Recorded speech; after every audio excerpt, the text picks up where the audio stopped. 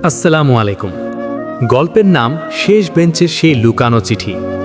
ষষ্ঠ পর্ব, কৃষ্ণচূড়ার বিদায় আর একটি নীল খাম।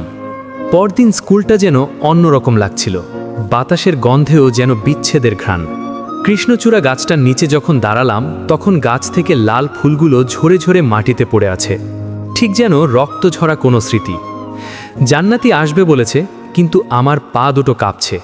আজ ওর শেষ দিন। আজ এই শহরের ধুলোবালি মাথা রাস্তাগুলো ওকে বিদায় জানাবে। কিছুক্ষণ পর জান্নাতি এলো, পরনে সেই সাদা স্কুল ড্রেস, কাঁধে ব্যাগ, কিন্তু ওর চোখে মুখে সেই চঞ্চলতা নেই। ও এসে চুপচাপ আমার পাশে দাঁড়ালো। আমরা দুজনেই চুপ। মাঝে মাঝে নীরবতায় যে কত বড় চিৎকার হতে পারে তা সেদিন প্রথম বুঝেছিলাম। জান্নাতি প্রথম নীরবতা ভাঙল। সে বলল, আজ রাতে আমাদের ট্রেন মাহির, বাবা সব গোছগাছ করে ফেলেছেন, হয়তো আর কোনো দিন এই স্কুলে আসা হবে না। আমি শুধু মাটির দিকে তাকিয়ে রইলাম। কোনো কথা বের হচ্ছিল না গলা দিয়ে। মনে হচ্ছিল কেউ আমার কণ্ঠরোধ করে রেখেছে। জান্নাতি আমার দিকে একটা ছোট ডায়েরি বাড়িয়ে দিয়ে বলল, এটা আমার ডায়েরি, এখানে আমার এই কয়েক মাসের সব স্মৃতি আছে, তুমি এটা রেখো। আমি কাঁপা কাঁপা হাতে ডায়েরিটা নিলাম।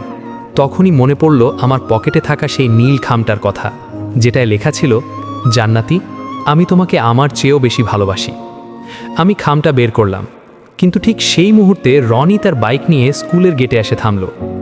রনি চিৎকার করে বলল, জান্নাতি, আঙ্কেল ডাকছেন, রিক্সা চলে এসেছে, জলদি এসো। জান্নাতি অস্থির হয়ে উঠল।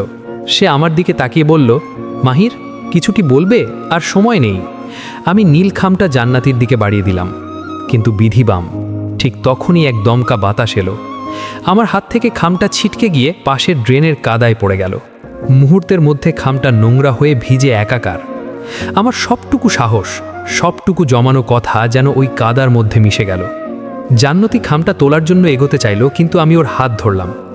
আমি বললাম, না, ওটা থাক, ওটা এখন আর পড়ার যোগ্য নয়। আমাদের নিয়তি হয়তো ওই কাদার মতোই। জান্নাতির চোখে জল এসে গেল। রনি আবার হর্ন দিল। জান্নাতি কাঁপা গলায় বলল, ভালো থেকো মাহির, ডায়েরিটা পড়ো, ওখানে তোমার সব প্রশ্নের উত্তর আছে। সে দৌড়ে চলে গেল। আমি ঠায় দাঁড়িয়ে রইলাম। দেখলাম রিকশাটা মোড় ঘুরে হারিয়ে গেল। আমার স্কুলের শেষ বেঞ্চটা আজ থেকে সত্যিই খালি হয়ে গেল। আমি কাদা থেকে ভেজা খামটা তুললাম। লেখাগুলো সব লেপ্টে গেছে, একটা শব্দ আর পড়া যাচ্ছে না। আমি একা কৃষ্ণচূড়া গাছটার নিচে বসে জান্নাতির দেওয়া ডায়েরিটা খুললাম। প্রথম পাতায় বড় বড় করে লেখা, মাহির, আমি জানি তুমি রোজ আমাকে দেখার জন্য স্কুলের গেটে দাঁড়িয়ে থাকতে। আমি জানি তুমি আমাকে বলতে পারতে না, কিন্তু আমি তো বলতে চেয়েছিলাম। আমি কি তোমার ডায়েরির সেই নীল খামটা হতে পারি না? আমার চোখের এক ফোঁটা জল ডায়েরির ওই লেখাটার ওপর পড়ল। ভালোবাসা আসলে এমনই, কখনো সময়ের অভাবে প্রকাশ পায় না, আর কখনো বা প্রকাশ পেলেও সময় তাকে হারিয়ে ফেলে।